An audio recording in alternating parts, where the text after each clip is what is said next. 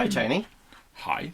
What have you got for me today? Right, what we got here for you is the Class 08 08604 Phantom Nice. in BR Blue. Nice. I've been looking forward to having this. I know, yeah. When I was a little lad, I went to Didcot, and it's always been there really, in various colours and forms and everything. So, but it's kind of cool when I saw Hornby announce it. Yeah, it was certainly an interesting choice to do the Didcot engine. 'Cause like you say, a lot of preservation modelling is big now, and a lot of people will have seen 08604 or 604 at Didcot and in its previous life at Tyseley. Right. Yeah, so there's a lot of people familiar with it then. It's a bit of a celebrity 08, that one. That one, 604 and 601 Spectre were depot pets, so I did all the shunting at Tyseley DMU depot. Yeah. And really got quite a celebrity status in their operating days, and then obviously Phantom went on to be at Didcot and gained another celebrity status kind of thing, you know. So is that in some form of ownership or group or trust? I believe it's a couple of the members at the railway own it. Whether it probably has passed now into Didcot Railway Centre's ownership, because it's kind of their workhorse kind of thing. If things need shunting, it's go and get Phantom kind of thing. That's right. I've seen it move from time to time, which has been nice. Not all, every time. It's not the one that's going to take in the coaches up and down the line. It's just one that's tossing around. I'd imagine it's done that a few times. It'd be nice to see that. For special weekends and stuff. Yeah. On their diesel weekends. Well, the diesel guys, they like to red pen their stuff. You know? Boston Dave has got a selection of books with all his movements written on. Oh, okay. Railway movements. Yeah, I was going to say railway movements. Add that in there. Yeah. No, that's cool. So this is an 08. Yeah. Obviously, then is it 11 and there's the 13? The 11, the 13. Is that just evolutions of it? Pretty much, pretty much. And then you got the 09, of course, which is the higher geared version of the 08. So just more speedier when you say that. Yeah. The 08, it's sort of generated from the LMS built sort of a diesel shunter that is very similar to an 08. In fact, a lot of the ones, I think a lot of the 10s and 11s are actually LMS ones rebranded. Oh, right, okay. Originally they were anyway, and then obviously there's slight variance in design that became 10s and 11s. And the 13 is the master and the slave kind of thing. Yes, I've seen that's quite cool. I guess it's quite an unusual do you think thing. Yeah, a company would release that? Because as a product, you can imagine it's a retool for something, but it'd be kind of cool as a unit. It's an interesting one, because it's a very niche thing, but then the APT is a very niche thing. The W1's a very niche thing. Yeah. A Liverpool and Manchester luggage engine is a very niche thing, and we haven't got one of them. We've got two of them. Yeah. So never say never. Yeah. Because it's basically like a loco with a tender, isn't it? It's two things, and one will be rolling and one will be powered, or they're both powered, and it can do a mighty thing. It's kind of two engines with one operator kind of thing. So it's probably a labour saving device as much as anything. It only needs one driver rather than two. But it's like the narrow gauge engines with two engines in one. Yeah, it's kind of like a narrow gauge fairly in some respects, I suppose. Yeah, just not as pretty. Not as pretty, yeah. No, that's cool. I've got a Bachmann one at home that I had when I was younger, so it'd be nice to get that one going. And I bought a black Bachmann one from you as well recently with the red commods, which look cool. This loco is basically famous from Audrey times as well, isn't it? A lot of of course, people, the villain. Yeah, the villain of it all. Yeah. So that's kind of. I guess that's one reason why it's a favourite for people. Yeah, although it's interesting how people favour the villain, but obviously Wilbert very much created Diesel as the villain and as a very anti-Diesel piece. And, well, it's the whips and sneasel spread as easels for Bill and Ben did with Boko, wasn't it? Of course, Boko was friendly, wasn't he? Whereas I always got the impression with Boko and Daisy that came after Diesel that British Railways, as it was at the time, would have said, can you not make our new technology look so bad in the future? Can you help promote us, please? Because that was it. Because Bear came on and he kind of broke down going up the hill when he was helping out. Yeah, Bill and Ben. Oh right, yeah. I think it was that one. So I'm not so. I'm a little bit nerdy on the television. I'm not as au fait with the telly side. I'm better off with the Audrey. Yeah, that's fine. Yeah, it's probably one of the made up stories that came later. Possibly, yeah. Well, all stories are made up. I'll have to ask Richard Audrey. I'll have to ask him whether that's my hypothesis, whether that's true for British Rail. Was it a family thing that we hate diesels? Yeah, and did British Rail say to him, can you make the diesels look a bit better in the future? Yeah, you can imagine that knock on the door one day. Yeah. So, you're making our technology look bad. Well, you'd never think of it, but I guess you would think of it, but we use social media videos to promote product at the end of the day. Yet these things didn't go out to kind of promote or demote anything, did they? No. I feel like we're doing a podcast right now. It's sort of getting a bit of podcasting. Let's just keep going and see what happens. So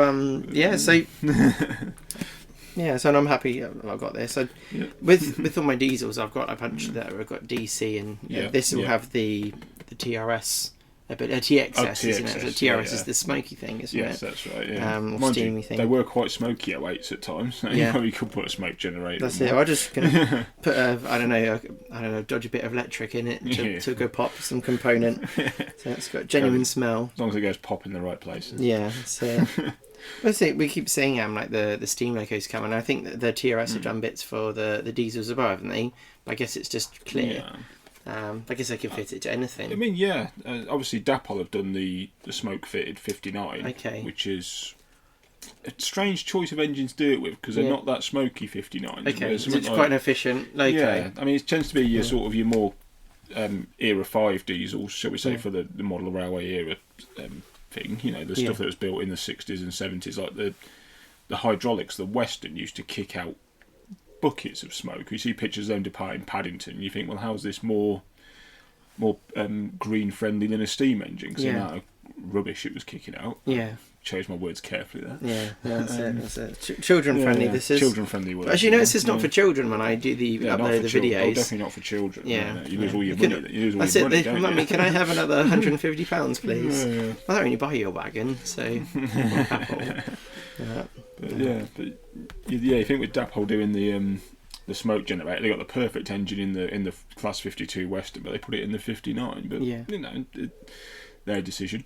I mean, so I guess it's partially a test piece to see if it will work in the future, maybe. Yeah, but I think it's got to develop and it's got to produce some black smoke as well as actually even for the steam locos. Oh, steam locos. To have a bit of grey smoke coming out when it's running up a hill and it's not burning properly and everything. And I'm not an expert on that, which your bit is. Off-white is the perfect combustion colour, they tell me. Obviously, you know, it's all about your gases and your volatiles burning correctly. Yeah. Sometimes we get it right, sometimes we get it wrong. Yeah.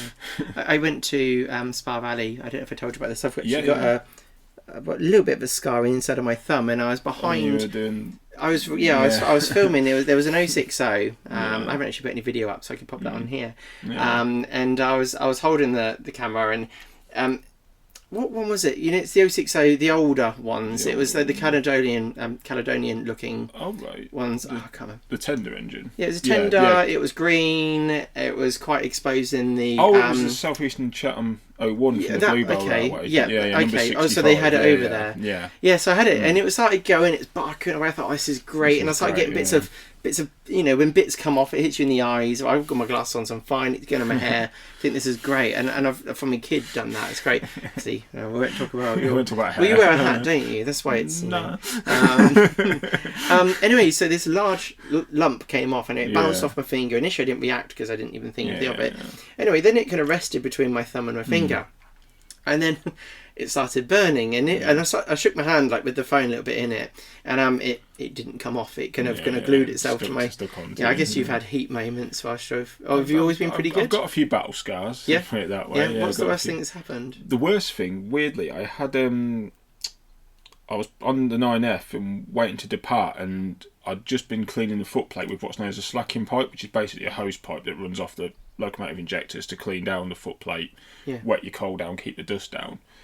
And one of the station manager or the DTM or whoever came up to me and was like asking me a question, and I was holding the hose down by my foot, not realising it was still on, and scalding hot water was going onto my boot, through my boot and onto the top of my foot. So the scar from that was very visible. You still have the scar? I can still see it now, but for about 6 months it was still very visible, that scar. You know, just bite your tongue. I bite my tongue, and you have a bucket of water on the footplate anyway to wash your hands in, you know, and if basically I took my boot off and stuck my foot in a bucket of water. At least you took your boot off. That was nice for the people that want to wash their hands. A minute or two. Well, if we don't want to wash our hands off your feet. No, I mean, if there'd have been a need for fresh water, I would have emptied it out and refilled it. But so there's a load of green water in there from your dirty feet. Wasn't that bad.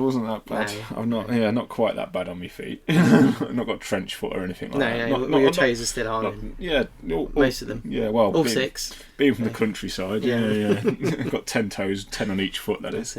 Yeah. Oh. But yeah, that's the worst one. I guess you've had the odd near miss here and there, but you're very aware from your experience. Yeah. You sort of. Even then, you touch something, you think, oh, shouldn't have done that kind of thing. You just put your hand out, and you're like, oh no, don't touch that. It's going to be red hot. I only have a tiny bit of experience when I went to Wolston, and I did a foot plate ride, and then they said, "Oh, do you want to have a go at putting the cold in?" Getting on the flashing board. I had no gloves or anything on at the time. I don't know if I told you about this. Don't need gloves, but okay. I don't know what I'm doing. I'm not doing it very quickly, so. I get my coal, I turn around and I shove it in, and you feel a bit of warmth on your hand and your forearm, and then there's some to do it close to the front of the I've forgotten the name now for the door that opens. The fire hold door. The fire hold door. Then that to throw to the left, throw to the right, and spread it out and do it equally. So I was like, okay, that's cool. And afterwards, my arms felt like I had sunburn. Oh, right, it was that kind of. It was just. It was. Well, no, it wasn't like anything happened, and I could see that my hairs had got a bit shorter on my arm because I wasn't quick. Going in with all of it. So do you not use gloves when you do it? No. I guess your hands don't go so far inside it, kind of thing. They can. I mean, as a rule, you shouldn't need to put your hand in because the shovel will do the work for you. That's when you got the techers. I was very lethargic. It's one of them that the secret to getting the coal to go distance is stopping the shovel quickly, not how far in the shovel goes. Exactly. I was trying to make that happen, but it's like I need to get this bit, and next thing I'm feeling the heat on this. I want to swap the other way around. Probably one of the big mistakes people new to firing make is they overload the shovel. Okay. They think they've got to get loads of coal on the shovel, whereas if you actually just put a little bit on, it's so much easier to aim it where you want it to go. You might have to do 2 or 3 extra shovels. Like a peel for teaspoon kind of for goes miles. But they're light shovels, so 2 or 3 extra light shovels is no more than doing less back braking than a massive shovel that you can't get where you want it anyway. Yeah. So that's it. How would you eat an elephant? It's one bite at a time, isn't it? You cut it up into small pieces, put it in a blender. That's it. So I guess there's a few different options for that one. I mean, I've the worst I ever had was on the Ecclesbourne Valley Railway. Yeah. And our LMS 3F tank spent 2 summers there, and we went up as crew for it because at the time Ecclesbourne didn't have sufficient crews to operate a steam engine on their line. And it's quite steep, Ecclesbourne. It sort of starts flat and gets steeper and steeper. Okay. And one particular first run of the day is always the hardest because the engine's not fully hot. Mm-hmm. And you go downhill down to Duffield from Wirksworth, and you come back up the hill, and it gets progressively harder and harder. And this particular day, it just didn't want to steam that well. Yeah. So is it just to jump in? So when you say everything harder, so all the bearings, everything's tighter because not everything's warmed up. Not so much that way, but the actual boiler, the steam production. Yeah, the actual fine. The what is it? The heat hasn't spread quite fully through it, and it's still partly cold through it. I think is it radiation heat where one cell heats the other heats the other heats the other. Bear in mind, you've got several thousand gallons of cold water in that boiler. It's not going to heat up, and the fire's one end, and the boiler obviously. Well, if you fill the kettle up to the top and you hit. It takes a long time. It uses so much energy, so I can imagine a steam engine. Exactly, so it's the same sort of thing, but also the water. If you kettle at home, the water at the top is going to boil slower than the water at the bottom. Yeah, I'm just going to grab some flapjack.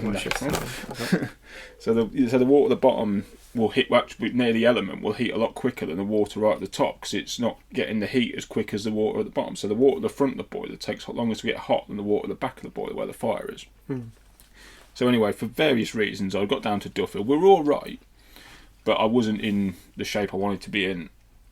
And coming up the hill, back up to Wirksworth, it was very, very hard work, and had to really bail coal to get it to steam. Were you stressing quite a lot? Not really stressed, but I was very much knew what I needed to do. But I had to do a lot of shoveling, and the engine's working hard, so the fire's burning brighter. Did it sound pretty good? It sounded amazing, but my driver, Martin Ashworth, great bloke, you've met Martin, and the owner's rep were both...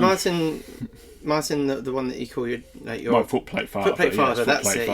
He's been my regular driver since I passed as a fireman in 2011. Don't work with him all the time, probably about 50% of my time. Is your favourite?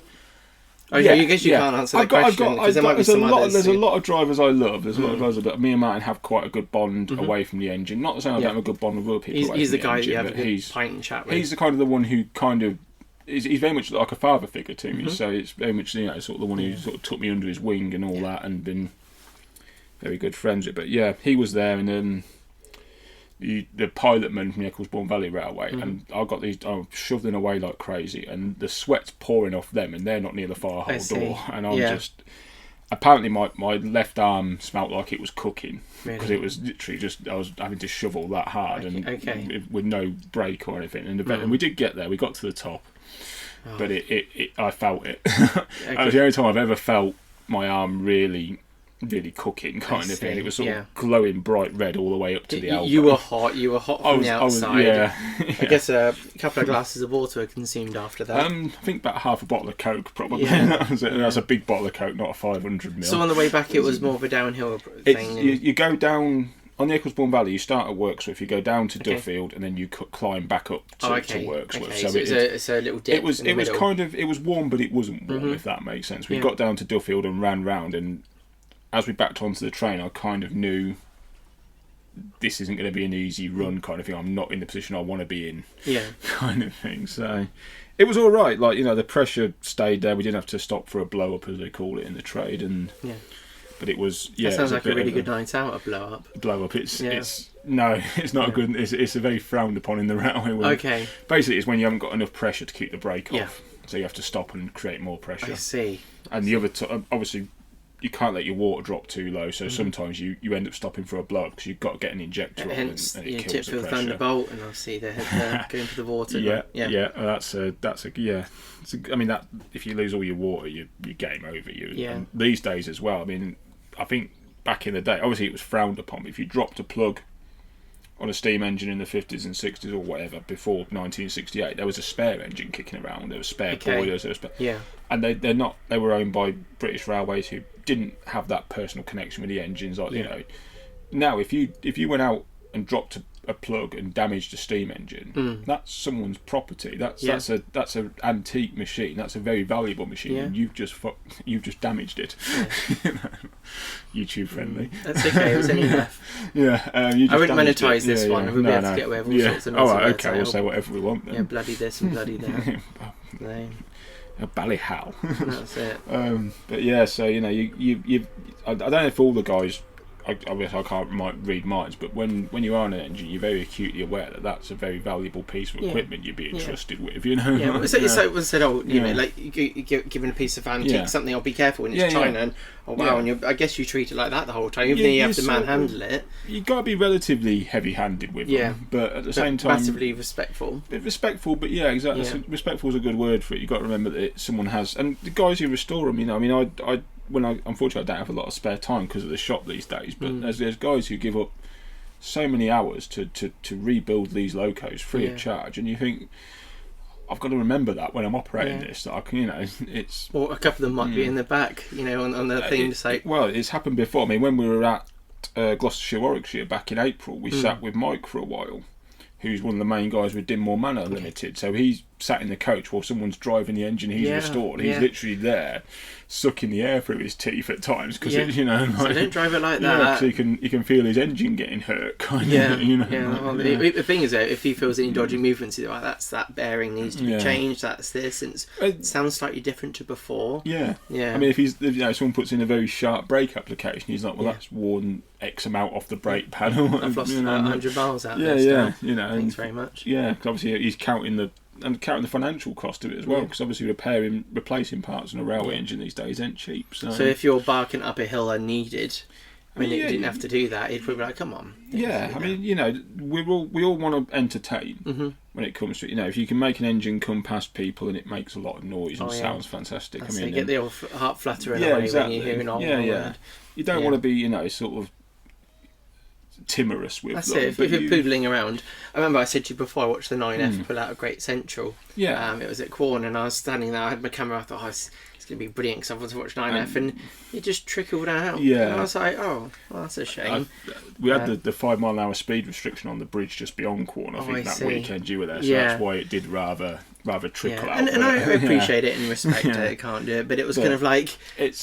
you want to give that little bit of theatre to it, but you can, there's driving an engine to entertain, and there's driving an engine to hurt it, kind of thing. And it's understanding the line in between the two. I mean, that's not really my place to say though. A lot of times, obviously, I'm still only a fireman, but I do get to drive quite a bit because people like Martin and a lot of the other drivers at the Great Central who I get on with know that.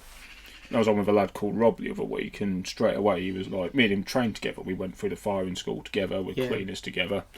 He was like, oh, go on then, you drive it. Get the regulator. Yeah. I was like, you sure, mate? He's like, yeah, you have it. Go on, off you go. So it's nice, yeah. Do you think one day it will be something you'd want to do, go and drive? Yeah. Or is it more just time? It's having time to do it. I mean, I use it as an excuse, but the shop does hold me back. It's a lot of paperwork, a lot of learning. Anyone can drive an engine when it's going well. Yeah. But it's when it goes wrong, you've got to know what to do, kind of thing. Not so much. I don't know. It's hard to word, but suddenly you're responsible for that engine. Mm-hmm. When you're a fireman and you're having a drive, the driver is still responsible, kind of thing. When you're the driver and you've got a fireman next to you, you're responsible for it all. And that's if something goes wrong, it's kind of. It's on your head. You've got to know how to react. So it's a team, but the fireman is the team leader. The fireman is the driver's the leader. Team leader. Yeah. I mean, it is a team. You're dead right there. Driver, fireman, engine. The three of you work together, kind of thing. I know it sounds daft to say you work with an inanimate object, but you do, kind of thing. Well, it's alive, isn't it? It's what is it? The closest thing man has ever created to a living creature. I think is what a lot describe it as, because it eats, it drinks, mechanical dragon, and you get that sort of breathing atmosphere from the chuff on the regulators. That's it. And things are like when you and obviously I am an engineer. It's a terrible thing to say out loud, but I'm an engineer. I look at the linkages on the side, and I see that as a marvel of how that all works, and I understand how it works. But to people that don't understand, it's an absolute marvel and magical thing seeing that linkage moving around. You've got all then the valve gear that's above, and some of them look even more complicated because there's other links going back and moving around. I remember being a kid, but like seeing it come past, and like adults bring their children for the first time to the railway must think, this is amazing. Like, you compare that to today's electric things with nothing really happening apart from speed. Yeah, a bit of noise. The visible nature of a steam loco certainly is probably one of its USPs, kind of thing. The fact you can see all the motion, you can see, you got the exhaust, you got the hissing, the sound, the hissing of the steam, the smell it gives off. The fact that you on a cold day you can actually feel the warmth coming off an engine on the platform, kind of thing. It does give that very sort of personal connection. Yeah, for me, it's getting to the coach closest to the back of the engine, head out the window, and just soaking up that atmosphere. The photographer's nightmare. Well, that's it. Yeah. So that's it. Sometimes I'm recording, and I'm like, right, who's that got their head out? That's it. Yeah, because I guess you can imagine you're doing your charter. Locos coming by, and then you got me out the head. Actually, got my phone out, catching bits of cold with my hand. But that's such an amazing experience. Definitely. And I mean, when one of the things actually that is kind of a bit ironic about the preservation industry is because I'm a fireman on another railway. If I go on the Great Central, if I go to the Gloucestershire, Warwickshire, a mate of mine sees me like, "Oh, jump on, mate, jump on," and you kind of have a footplate ride, and because you do it quite regularly at your own railway, it kind of doesn't have that magic about it that it used to, but. I remember when I was younger, very, very rarely getting invited onto an engine and getting taken, even just like a few hundred yards kind of thing. It was so magical because I didn't do it regularly. But of course, when you get offered to do it regularly is when you are a volunteer and you already do it regularly. So it doesn't have that same sense of wonder. If it was my moment to jump on, because when I went to Vale Rydal, Jack wasn't it? He let me come on as the run round. That was cool on the inside, and it's kind of like all hands on deck. They're doing this, doing that, and for me, it's that enjoyable, overwhelming moment where they're doing it, and you're trying to stand out the way, and just this is really cool. I thoroughly appreciate everything. That exists for now. I think 100 years time, is it still going to be running? Is it something that other people get to enjoy? It's the big question, isn't it? I mean, fossil fuels are getting more and more frowned upon as the years go on, and quite understandably so. You know, we've got to look after the planet and all that. Be very Greta Thunbergy. I don't know what the future holds for preserved steam or even preserved diesels for that matter. Going further forward, you'd like to think that. There will be a future. There'll be, steam traction long after we're gone. Yeah. And potentially long after our children are gone. It might not that you and I have children, but our metaphorical children. Well, that's it. We'll probably adopt a few people along the way that But I guess I can imagine, obviously not that we need to talk about it and figure it out now, but it might be just a thing where I would say it's lots of people like, right, we're going to be running 10 locos today, we're going to use this much coal, this is justification, yep, fine, sign off, and this precious, well, it probably won't be coal, it'll be some yellow brick that goes in. Coal substitute. Yeah, there'll probably things that they'll get that good in chemistry. They'll figure out something that burns as well as coal by that point, hopefully. I mean, there have been experiments with these biofuels and what have you, and they seem to work all right. I know. I think I was going to say I know, but I think places like Welshpool and Llanfair and Tallaghflin have had reasonable success with them. But of course, there's some videos gone out about it with the yellow bricks. They're narrow gauge with small fireboxes. When you've got a big firebox, I mean, obviously we've got standard gauge. You've got a massive range of sizes of firebox. Smaller engines like the standard 2260 or the LMS 3F or Great Western Pannier tank, you might have half a chance. Trying to fire something cavernous like a 9F or Oliver Cromwell, or even bigger, something like, let's say, Duchess of Sutherland, let's go right to the other end of the spectrum. I don't see at the moment where you're going to get the heat from off biofuels and things like that. I think you still need proper coal and good quality coal as well, for that matter. So there's no substitute for the real thing. No.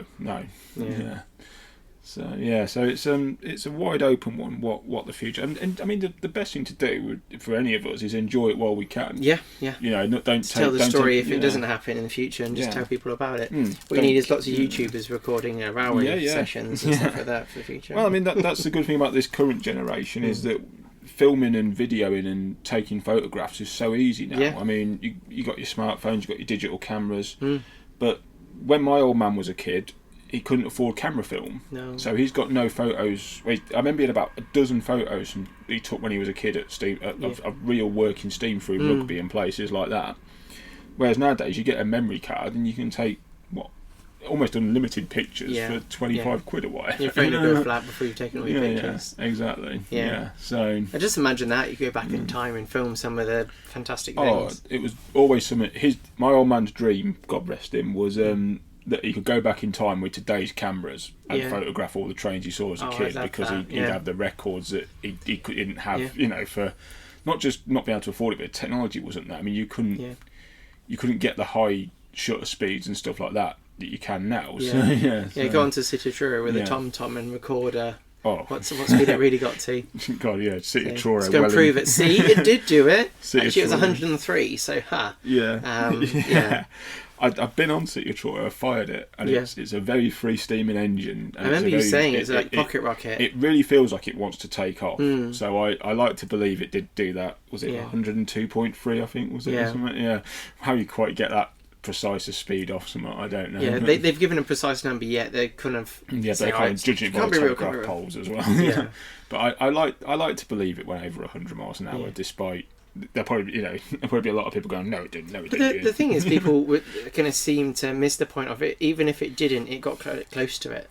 Let's say, if their judgments are fraction out, it's not doing 60. So it sounds like it was going pretty fast. I think people get too hung up on things like records and what's the best and all that, and what does it matter if it brings you joy? It makes you happy. It's Great Western, and it went really fast, and it caused a bit of controversy all those years later. Yeah, exactly. I think, you go for it. And the first time I saw it was actually quite recently. I went over to Swindon. Swindon Steam Museum. And I didn't even realise it was there. A bit naive of me, because I'm meant to be kind of nerding up on all this kind of thing. But it was cool to see. I touched it. I nerdily kind of went over there's a little fence there, and I thought, it a loving pat. Said hello. Little tap. So So I'm going to make my own one because it's hard to get hold of City Truro, the backwards one. Or if you do, it's a lot of money. It's the York Museum edition, so you're better off buying a set of nameplates and just converting a city of. I was just going to paint it green and stick it on there. So I've got a couple of different ones. Actually, been buying a few off eBay. I got one at the Stapfold Barn show that you did. Oh yes. I think that wasn't too expensive. But it was in the that beigey army. Oh, the X Train Pack one, So I've got that, and then I got one off eBay again for, it wasn't too much, it's like 70 quid, and there was a couple of bits damaged on it which I can fix. So I thought I'm going to paint them up and I've got 4 now in total. So that's kind of cool. But I think I've got a couple in my personal. I just got a Seat of because I like to have a model of things that I fired. I've got a Seat of Troy in my personal collection. What have you got there? You couldn't have fired that. I did actually. I was only a cleaner at the time. It was one of my final training runs as a cleaner before I went firing. It was late January and I passed as a fireman in early February. So it was. I did the run on City of Truro, a couple of runs on the LMS 3F, and then passed my firing assessment on the LMS 3F, and that was pretty cool. Well, going forwards, it was amazing. Yeah, it was January night, so you can imagine it's got a very, very poor weather protection. But it's got a short roof, hasn't it? Short roof and low tender, so going tender first, it was. Oh, I see. So it's like just open up your mouth and it flies in the face. It's more open up your mouth and your sort of saliva will freeze. Kind of. Really? It was that cold. It was about January the 30th, and it was 6:15 in the evening. So you can imagine what kind of weather it is. I mean, it wasn't snowing or anything. It was just bitterly cold, you know. But I guess you were in the awe of it all the time. Going forwards was phenomenal. I sort of because it's got the outside frame and you just got that one rod that rotates, and it sticks out further, of course, than most coupling rods. You sort of lean out and you just see this rod. It's very hypnotic. And for a moment, I had to sort of almost catch myself. You have nice memories of it as well. It was one of them trips that it was one of them engines I was very desperate to get on City of Troy. I was kind of like, that City of Troy, that's an icon. That's an icon, and I really want. And it was. I kind of persuaded one of the firing instructors, who's now the chief firing instructor at the Great Central. He wasn't at the time. Did all my training. A guy called Ken Scriven, amazing bloke, ex-Great Western fireman actually. Who fired at Worcester, Worcester Shed on the Great Western when he was a younger man. Yeah. And I sort of basically cajoled him into taking me on the final train of the day because one of the trips they're doing was a TPO, and you can't have cleaners on that. You can do potentially TPO stand for? Travelling Post Office. So we did a TPO demonstration at Quorn, and then he'd already sort of told someone else they could come out on another trip. So he was like, "You can, but it's the very last train of the day, and you're going to get very cold." I was like, "Yep, fine, let's do it." And probably if the lads in the Great Central here, so I'll probably take the mick out of me because it's a Great Western engine or Great Western Tony. But it was one on the it was one on the bucket list. It was definitely a bucket list engine. So what are your plans for the summer for firing and things like that? Just do a few bits and pieces. Nothing kind of penciled in just yet. I've got a turn at the Railways at Work event coming up on the 19th, 20th of August on the Sunday morning. Me and Martin Ashworth and 92214 and the 9F, so that'll be. I like that one. That'll be quite a very early start for us. We're off shed at 7:45 in the morning, I think. So we'll be on shed about 5 o'clock to start getting it ready. So, but I think that'll be. I'm not seeing the time. I'm hoping rather and thinking it'll be a lot of freight work. Yeah. A lot of getting some wagons and moving them around. It splices things up a bit. It makes it a bit more. Interesting than just doing passenger trains all the while if you get to play with the wagons. Well, it was cool when it went to the 50 years. That was really cool. I went there and it had the 50 wagon thing. It's a shame. It's a shame that happened on the Saturday because I couldn't see it because I was here and I kind of wanted to see that, but obviously on the Sunday we didn't run it. So what did I do? I think I did a freight on the Sunday. I think I did the vans. Just a smaller thing. Yeah, normal, 20 wagon or whatever freight with the 8F. I'm pretty sure I did anyway. Yeah, I guess you feel I think it feels different to putting coaches, I guess, isn't it, when you're on it? Or does it not feel much different? There's kind of a difference. I mean, certainly from a driving point of view, you have to be a lot more... I don't know how to say it. That gentle kind of doesn't feel right because you kind of drive everything carefully, but with coaches, you sort of pull away and they all come very. With freight, you've kind of got to pick the wagons up carefully and not be very sharp with your movements because otherwise the guard will end up on the floor in his brake. Oh, I see. Yeah, because all that inertia once he gets there, he's finally bunk. The slack in the cup. Yeah, because you got 20 wagons of inertia. Suddenly, bunk. Yeah. And you see them old videos of engines on freight trains and bump, bump, bump, bump, bump, bump, bump sort of noise. That's obviously by the time it gets to the end of the brake. When you're slowing down as well, they're all kind of gradually touched. So you don't want to throw the guard around. Because they won't have brakes on them half the time, the older style ones, or did they have them? The vacuum brakes. Quite a bit does at the Great Central. Even some of the mineral wagons which are painted grey are actually not unfitted. They are fitted because they're painted grey. It means they're unfitted. They're painted bauxite. It means they've got vacuum brake. Okay. And most of them, well, I think sort of about 60 to 70% of the wagons have got vacuum brake on them, so it's not as bad. But you've still got the instanter coupling, so you've still got quite a bit of slack in the coupling. Yeah. So when you start moving and when you slow down, they are naturally concertinaing. I see. Well, that sounds interesting. So that was bit of an art. Bit of an art. I mean, they tell you it's all an art, but it isn't. It isn't. It's experience is probably the big part of it, and just know what to do. It's interesting. Driving and firing a railway engine, the basic dynamics and principles are really easy. You can pick it up in an afternoon. Yeah. But getting it right can take forever. Yeah. There used to be a driver, a guy called Don Palmer at the Great Central, who was an ex-LMS guy. He'd gone for I think BR Midland. But he'd been at Toton basically from the 1950s to the 1990s. He'd done his whole working career on the railway, be it on steam or diesel or whatever.